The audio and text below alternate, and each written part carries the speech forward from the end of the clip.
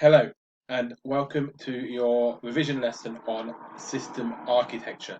What we're going to do today, or this week, is have a quick recap on what system architecture is through a presentation, and there's some tasks and exam questions for you to do.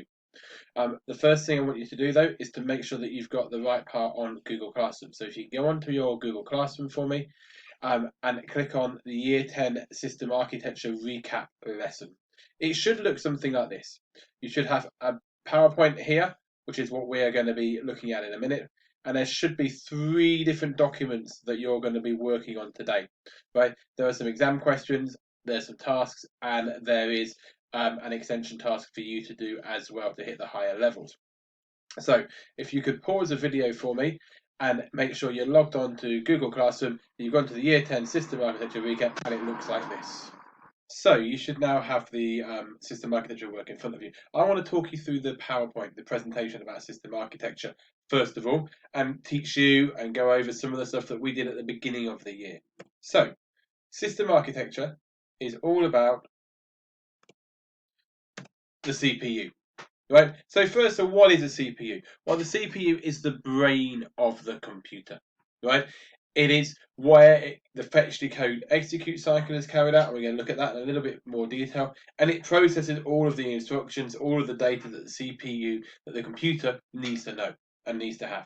So it's where the brain, where the computer actually works. So what are we going to look at today? Well, firstly, we're going to look at how to improve your CPU, your central processing unit. And there are 3 ways that you can improve it. And they all begin with C's. There's 3 C's: clock speed, cores, and cache memory. Right?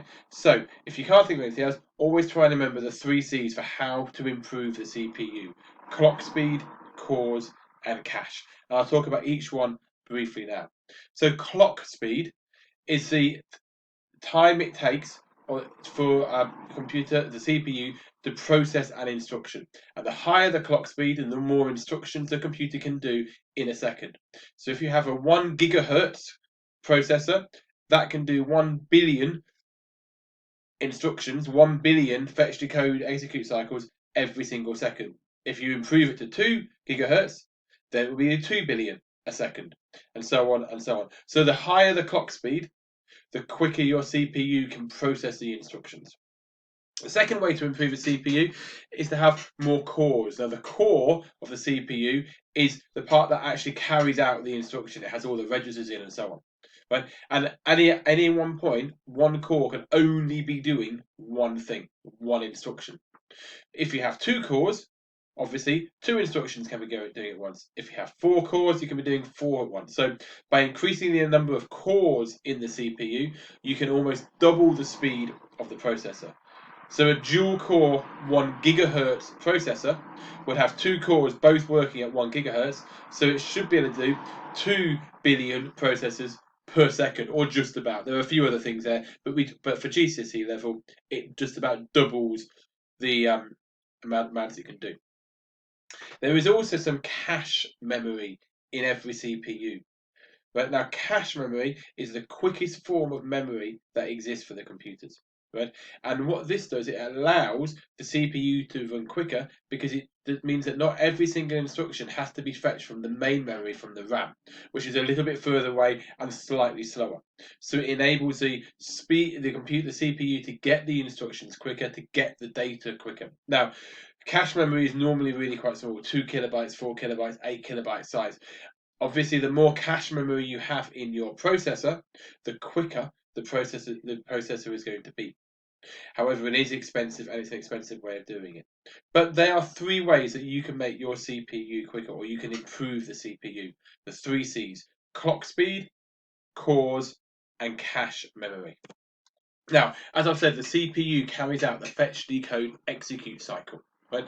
And here's a brief sort of explanation of how the fetch, decode, execute cycle works. Firstly, the CPU fetches an instruction from the RAM, from the main memory of the computer, and that's where the program is stored when it's running. The CPU then decodes it. It works out what that instruction does by using different registers. We'll have a look at those in a minute. So it decodes it, and then it executes it. It does that instruction. So, for example, the instruction might be to fetch some data from the RAM. When it decodes it, when it executes it, it then fetches that piece of data from the RAM and then carries out something with that piece of data. So it fetches an instruction, it decodes it, works out what it is, and then it executes it.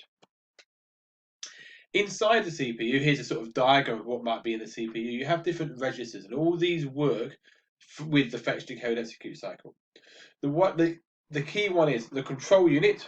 So that one there. Now, obviously, it's just a diagram of what it looks like. Obviously, every single CPU will be slightly different, right? The control unit is the main part of the CPU. It controls what's going on. It sends the signals to the RAM. It's saying to the memory down here. It keeps up the clock speed, the clock that's going around and processing and processing and processing.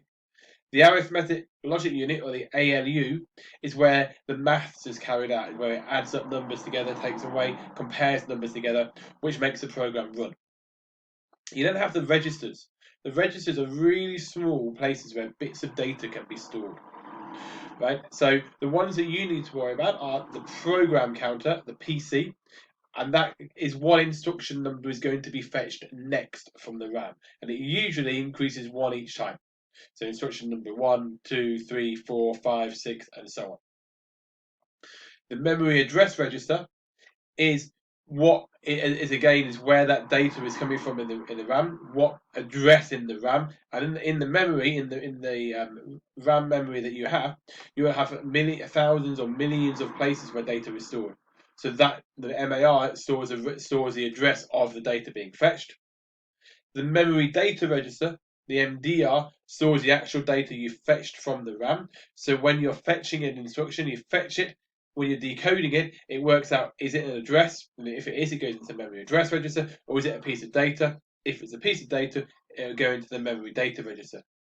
The accumulator, the ACC, or the AC here, is where the current data is stored that's being used by the CPU. And the ALU, as I've said, is the arithmetic logic unit, which does the adding up, the arithmetic or the logic, comparing things together. So for the fetch, decode, execute cycle to work, the control unit sends a signal to the memory, to the RAM down the bus, to say, we need to have the next instruction, please. The program counter will then say which instruction it is. That will bring it into the CPU. It then decodes it. If it's data, it goes to the memory data register. If there's an address in there of where to fetch another piece of data, it goes to the memory address register. It then carries out the instruction, and then it does it again and again. The other thing you need to know about the CPU for this part of the topic is what an embedded system is. Right? This comes up a lot of times in exams. An embedded system is a computer system with a dedicated function within a larger mechanical or electrical system. So it's built into the device. So it might be your digital camera. It might be your smart TV. It might be a microwave or a dishwasher. Something like that. The reason we use embedded systems is because they are cheaper to produce and they are really efficient at doing one or two different tasks that they do. But you would not need a whole computer in a washing machine. The computer that you need would only ever need to do 10 or 12 different programs for the wash at one point. So you wouldn't need a whole PC, you wouldn't need to be going on the internet to do Word, to do all those sort of things. So you can build in an embedded system that just does one or two tasks. A cash machine might be another example.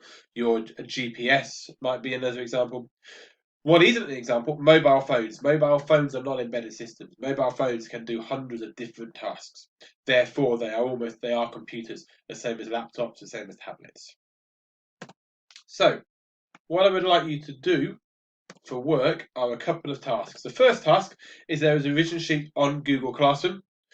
It has different grades in it. There's a grade 1 to 4 task, and there's a grade 5 to 6, and a grade 6 plus task that you can do.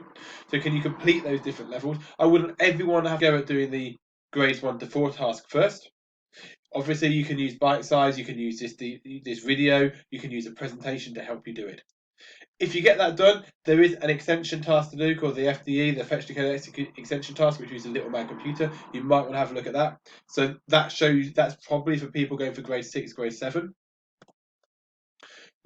The other task that I want you to do is Can you create your own revision poster information sheet for system architecture? You can do this by hand if you want, so you haven't got to have a computer to do it.